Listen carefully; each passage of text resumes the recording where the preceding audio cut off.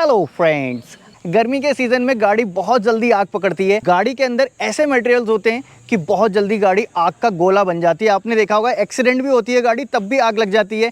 एक क्रिकेटर की गाड़ी एक्सीडेंट हुई थी, टॉप रेटेड सेफ्टी वाली गाड़ी थी, बहुत महंगी गाड़ी थी, लेकिन उस गाड़ी के एक्सीडेंट होने के बाद आग लग गई। इन केस कभी आपके साथ ऐसा होता है तो आप कैसे बच पाएंगे? मोस्ट प्रैक्टिकल आपको तरीके बता दूंगा जिनसे आप अपनी लाइफ सेव कर सकते हैं। और हाँ, गाड़ी में आग लगने के कौन कौन से वो रीजन होते हैं जिनकी वजह से गाड़ी में आग लग जाती है, और इंश्योरेंस कंपनी भी आपको कोई क्लेम नहीं देती, 1 रुपया आपके पल्ले नहीं आता। सारी चीजें आज की वीडियो में क्लियर कर दूंगा। तो चलिए वीडियो स्टार्ट करते हैं। सबसे पहले मैं बात करूंगा आपके रीजन जिसकी वजह से गाड़ी में आग लगती है। देखो जी, गाड़ी का इंजन वे मोस्ट सेंसिटिव होता है।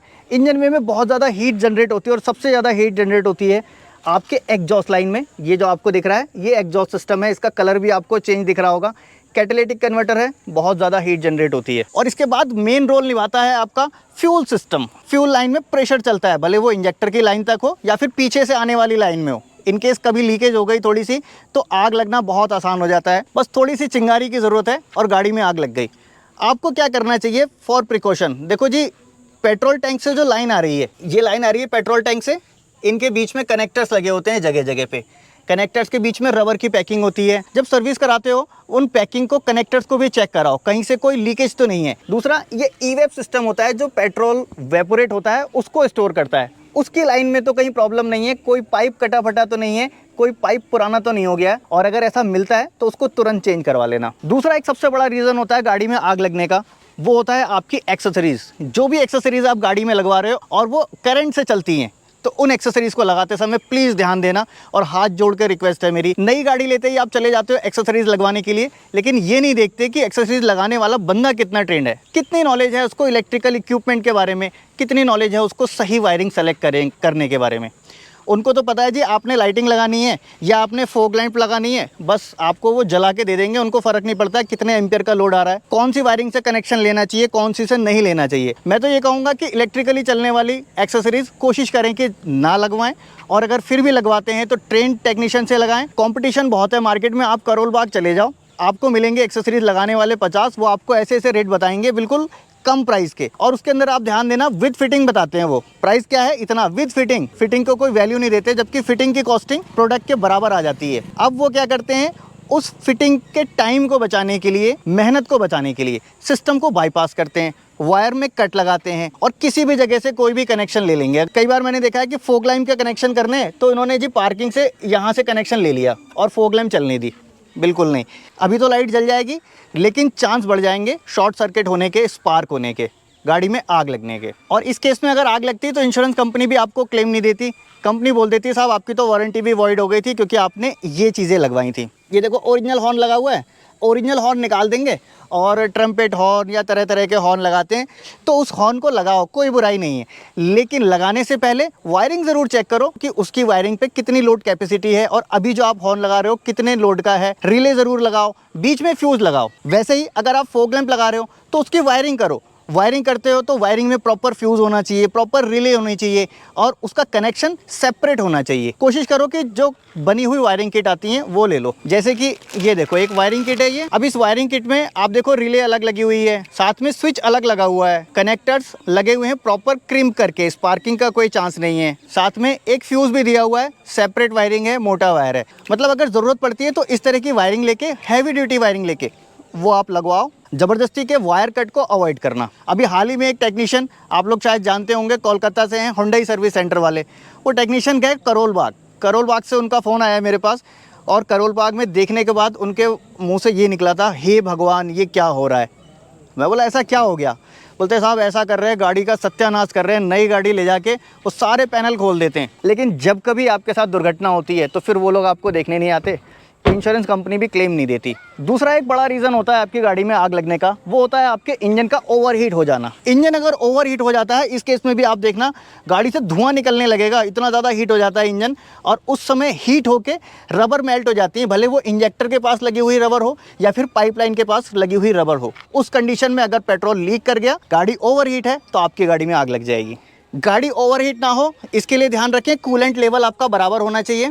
कूलेंट में कहीं से कहीं तक कोई लीकेज नहीं होनी चाहिए। अगर कूलेंट लीक हो जाता है तो आपको अंदर क्लस्टर पे शो भी नहीं होता, वार्निंग लाइट भी नहीं आती कि आपका इंजन ओवरहीट हो चुका है। तो कूलेंट का लेवल, कूलेंट की क्वालिटी और कूलेंट की लीकेज, ये दोनों चीज़ें ज़रूर चेक करा लेना। और उसके बाद भी स्कैनर लगा के चेक कराना इंजन का हीट कितना चल रहा है। कई बार कूलेंट के अलावा भी कई सारे रीज़न होते हैं जिसकी वजह से गाड़ी ओवर हीट हो रही होती है, जैसे हेड गैस्केट में कुछ प्रॉब्लम है, या फिर एक्सेस लोड आ रहा है गाड़ी के ऊपर, या फिर आपका रेडिएटर चोक है, या फिर कई बार ऐसा होता है कि ये लगा हुआ फ़ैन नहीं चलता। इस फ़ैन के ना चलने की वजह से भी गाड़ी ओवर हीट होती है। गाड़ी ओवर हीटिंग के ऊपर मैंने पूरी वीडियो बना रखी है, वो भी देख लेना। अब देखो गाड़ी आग का गोला बन जाती है ज़रा सी भी फायर हुई तो। क्यों? ये देख लो, गाड़ी के अंदर जितना भी मटेरियल लगा होता है प्लास्टिक मटेरियल है, सीट जलने के लिए तुरंत तैयार रहती है। फोम होती है, फोम बहुत जल्दी जलती है, साथ में इसके अंदर एयर भी होती है, बहुत जल्दी जल जाएगी, पता भी नहीं चलेगा। और अगर आप गाड़ी के अंदर हैं, गाड़ी में आग लग गई, इलेक्ट्रिकल सिस्टम आपका सबसे पहले डैमेज होता है। वायरिंग डैमेज हुई, कुछ भी हुआ, आपका डोर लॉक हो जाएगा, ये खुलेगा नहीं। अभी कुछ लोग सोच रहे होंगे यार मैनुअल तो खोल लेंगे हम, यहाँ से इलेक्ट्रिकल लॉक हो गया तो मैनुअल खोल लेंगे। ये जो लॉक लगा है इसके यहाँ पे जहाँ कनेक्ट करता है, यहाँ पे भी प्लास्टिक के जॉइंट्स होते हैं, वो जॉइंट्स मेल्ट हो गए, कहीं लॉक के अंदर फंस गए, गाड़ी का लॉक खुलेगा ही नहीं और आप अंदर रह जाएंगे। एक फेमस क्रिकेटर का एक्सीडेंट हुआ था और उस एक्सीडेंट में उनको ये ग्लास तोड़ के बाहर निकलना पड़ा। गाड़ी से ग्लास तोड़ के बाहर निकले क्योंकि लॉक हो गई थी, गाड़ी खुली नहीं, और वो बहुत महंगी गाड़ी थी, सेफ्टी रेटेड थी, सब कुछ था उसमें, लेकिन फिर भी ऐसा हुआ। पावर विंडो बंद हो जाएंगे, ये आपका नीचे उतरेगा नहीं, और उस केस में सब कुछ बंद हो गया, गाड़ी में आग लग गया, आप निकलने की कोशिश कर रहे हो और गाड़ी में आपके बम पड़ा हुआ है। देखो ये कुछ बम रखे हैं मैंने, ये बम दिख रहा है आपको, ये बम है, इसको लोग लेके घूमते हैं। सैनिटाइजर है, मैं लेके नहीं घूमता, सिर्फ वीडियो बनाने के लिए रखा है। कोरोना के टाइम पे बहुत चला था, लोग स्टीयरिंग सैनिटाइज करते थे जी। लेकिन कभी इसको पलट के इसके इंस्ट्रक्शन पढ़ लेना, पीछे इसके साफ साफ लिखा होता है 50 डिग्री से ऊपर इसको रखना नहीं है, क्योंकि अभी एटमॉस्फेयर में टेम्परेचर हमारे यहाँ 40-42 जा रहा है। गाड़ी जब धूप में खड़ी रहती है 40 से ऊपर पहुँच जाता है, उस टाइम पे ये बम बन जाएगा। ये आपने रखा है सैनिटाइज करने के लिए, लेकिन ये बहुत घातक है। ऐसे ही ये WD-40, इसमें भी देखो साफ साफ लिखा हुआ है फ्लेमेबल है, 50 डिग्री से ऊपर इसको नहीं रख सकते। परफ्यूम बहुत लोगों को देखा होगा आपने, साहब गाड़ी में रखता हूँ, निकलते समय एक स्प्रे कर लेता हूँ और पूरी गाड़ी महकने लगती है। भाई साहब भूल के भी मत रख लेना, बम है, ज़रूरत पड़े तो स्प्रे करना, गाड़ी के बाहर निकाल के रखना। लोग महक तो सूंघ लेते हैं लेकिन कभी डिब्बा उठा के नहीं पलटते, कंपनी भी पीछे हट जाएगी जिस दिन ये बम बन जाएगा। कंपनी बोलेगी सर मैंने तो लिखा हुआ था इसके पीछे, ये देखो जी 5 डिग्री सेल्सियस और 30 डिग्री सेल्सियस, इसके बीच में ही रहना चाहिए इसका टेम्परेचर, इससे ऊपर रखोगे तो नुकसान है, वो आपका है। समझ गए? हाईली फ्लेमेबल होती हैं ये चीज़ें, गाड़ी के अंदर है, समझ लो बहुत घातक है। एक तो आप पहले ही फंसे हुए हो गाड़ी के अंदर, ऊपर से साथ में आपने बम रखे हुए हैं, ये बीच बीच में फटते रहेंगे और फिर कहीं का नहीं छोड़ते, फिर आप फायर ब्रिगेड बुलाओ या कुछ भी करो। अब देखो गाड़ी में जब आग लग गई, उस केस में आपको क्या करना है, ध्यान से सुन लेना।